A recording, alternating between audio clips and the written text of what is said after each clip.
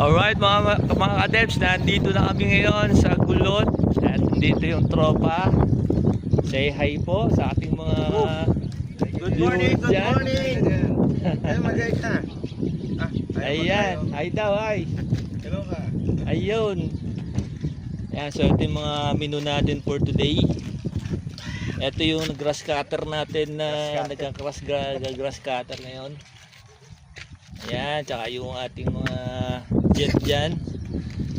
So, may maiden natin yung isa.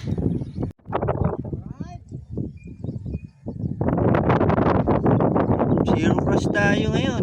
Ito yung ating PA7 Red Hawk Ito yung ng X-Fly. So, Bupa naman. yan yung palidi pa rin natin. Kukuha bupa Na naman this mga time. kadebs. At makita ko sa inyo yung naging outcome ng flight niya, maiden flight. So, tatlo kami dito. Kaso, ang nakuhanan lang ay yung akin. So, hindi nakuha na yung dalawa. Yung isa Kaya lang ay ako, dito lang ako nag-crash focus. nakalipad yung Red Hawk na sa kabila. Eddie! Ayan, so dito lang po si Sir JP. Ayan, so marami rin tayong kasama dyan. So far, okay naman. Kahit malakas yung hangin, wala siyang stabilizer, wala siyang gyro. Ayan, so naisahan ako ni Boss Efren, yung kanya pala meron, akin wala. So ayan, medyo malakas din ang hangin, no gyro, no. Ayun, yung F-22 kasabay ko lumipad, pero mas mataas yung lipad niya. Kasi ako gusto ko yung flyby. Gusto ko yung dumadaan lang siya. Yun ang gusto ko, yung gusto makita yung paano siya yung parang air show na mga fighter jets.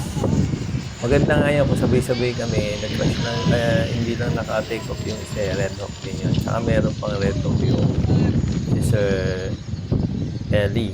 Tatlo kami may Red Hawk dyan, kaso hindi nga nakasabay yung isa. Yung isa naman, hindi niya nadala yung F-20, yung kanyang Red Hawk. F-20 yung ginagawa. Ayan, so maganda naman yung maiden kahit na sobrang lakas ng hangin. Ang napansin ko lang talagang sensitive siya sa elevator. Kailangan yung elevator mo ay kaya so gusto ko mag-elevator down dyan. Problem lakas ng hangin, tinaas siya. So napilitan ako umikot. Malapit na madrain yung battery ko dyan. So nakailang ikot na ako niyan eh.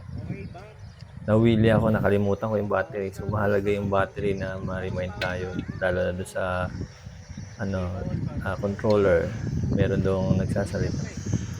So dito tatry ko na mag-landing. So hindi kinaya ng speed. So kasing mabilis ako magpalipad. Ayan. So ayan, tatry ko ulit. Ayan, so dyan, nag-minor na ako ng speed, sabi ni Boss Efren, yung coach natin. Ayan, medyo mataas na yung damo natin.